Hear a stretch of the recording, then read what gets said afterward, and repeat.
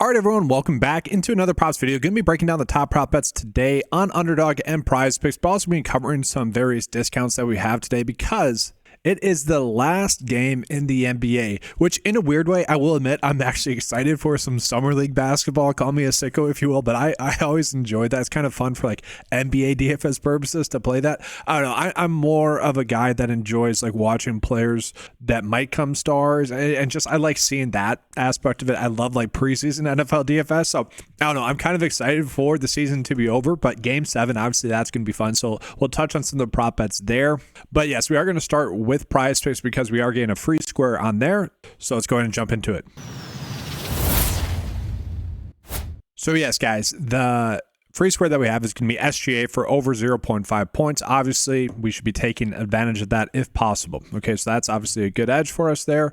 All the prop bets that we're going to be talking about on this, just to go over the strategy of this, guys, if you are someone that is getting limited on free squares like this, just place a 5 or 6 slip bet. So combine the top 5 bets with this to make a 6 slip bet.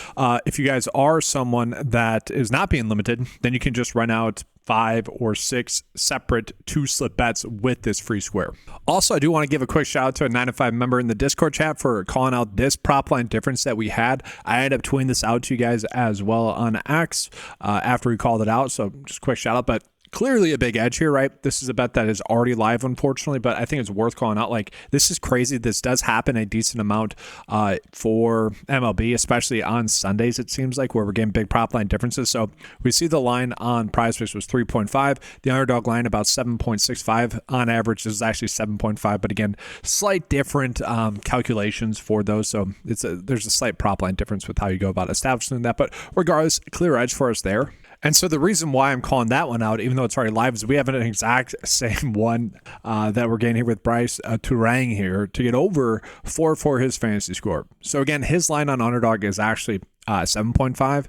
Again, when you do the slight calculation difference, like he's someone that gets a decent amount of steals, but whatever. Regardless, this is a clear edge that we're getting. Both of the bets were actually bets that I ended up doing a middle with because, again, that shouldn't ever be happening. I mean, that's insane. I don't think I've ever seen that happen with, more than 2 prop bets on a slate. So I wanted to start with those two. Turang over fantasy score on PrizePicks is my favorite bet. I am pairing that up, obviously, with that SGA prop bet. It's just whether or not you want to include any other prop bets with that. Okay, so now we just kind of zoom back out and we're just going to go through some of the top prop bets that I have starred on the 9to5 PrizePicks optimizer here. We got Hayes for over his 3.5 for his fantasy score. A seemingly decent edge here, guys. We see the average sports book line about 5.86, 5.79 for his projection. Fine with that. Matt Wallner as well. He's pretty inconsistent. He's someone that has been a little, he's just inconsistent. Let's just put it that way. I'm okay getting to this, but don't be surprised if he goes like 0 for 4, strikes out twice, or if he hits like a home run. Like, that's kind of the expectation for him. Typically, I don't love targeting those, but these are some big prop line differences. That's probably why we are seeing a big spread between how Vegas is valuing him and how PrizePicks is valuing him. So if that's a little bit too risky, if these first two are a little bit too risky, I could understand that.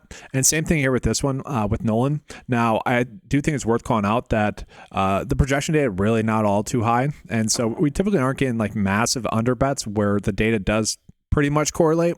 Like, right, 6.5 to 6.8 is basically the same thing because it needs to get to 7. Obviously, 6.8 is closer to 7, but whatever. It's basically correlating, so I'm fine with that one. O'Neal Cruz is a decent one here at 7.5. Again, just clearly a good bet for us that we should be targeting on this slate, so I like that one there as well. And then this one as well, Xavier Edwards. This is one of the better bets that we had on the board yesterday. All the lines were correlating yesterday, and they are doing that again today. So for him to get under 7.5 for his fantasy score is clearly a good bet. We should be targeting that there as well. And let's actually, we'll take off these top 2 just for now. We can even do this. Put the underdog filter on because we are getting a decent amount of good prop bets where if you are just building a 5 slip bet to use that free square with, then you could just go about doing it this way. So yeah, O'Neal Cruz is in there. Let's see. Corey Carpenter is a guy that's a little bit hit or miss. This one will be, I'm going to take this one off. This one's going to be live by the time I do the video.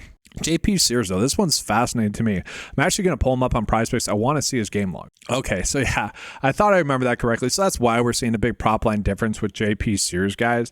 He's only gone the over once recently, but we do see 18 and 18 right there, right? That's just an additional strikeout, probably one less run, or or finishing out an inning there as well. So definitely interesting that we're getting some prop line differences. Worth calling out to you guys because maybe you don't want to bet the over. Maybe you're actually more of a fan of the under on underdog. But you know, that's a bet that I will be running out on PrizePicks there as well. But again, if you guys want to maybe get to that more so on underdog, I'd be okay with that. And then we do have another one. So Junior, a little bit unfortunate, guys, from the bet of the day on Friday.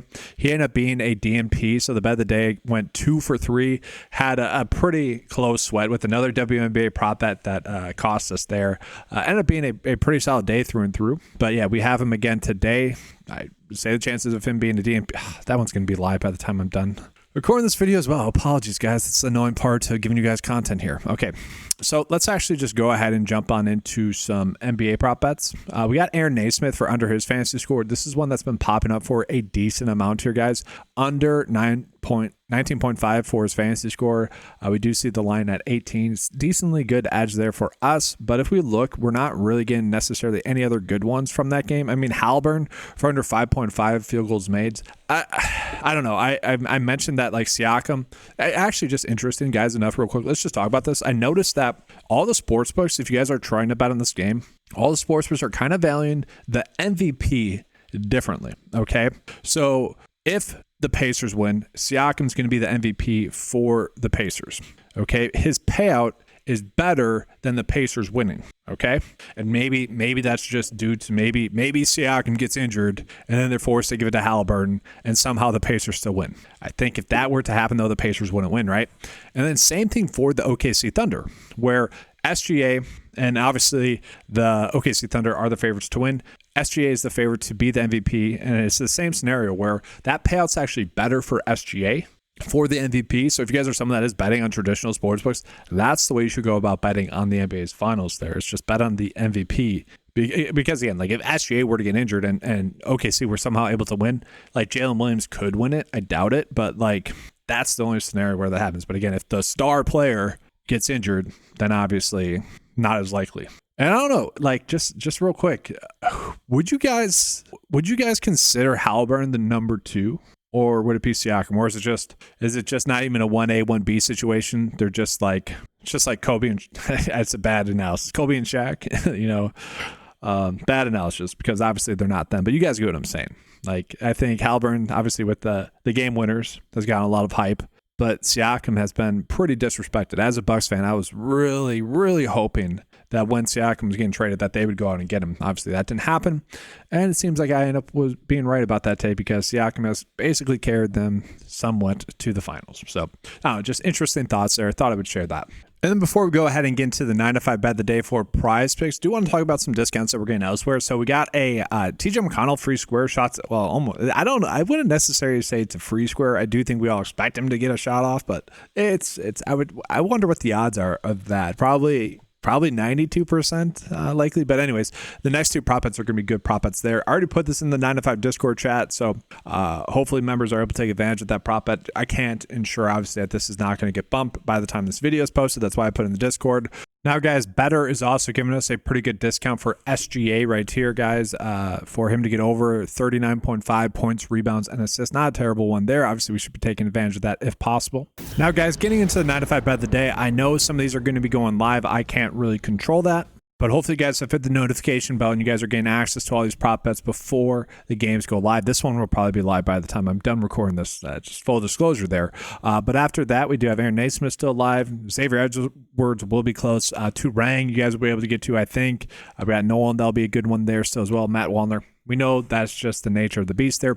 If you guys do want access to the 9 to 5 optimizer, like you guys have seen me using, make sure to head on over to 9to5sports.com. Get access to all the tools available on the website for a low monthly cost of $10 a month. That's going to do it for this video, guys. Thanks for watching. Leave a like, subscribe to the channel as well.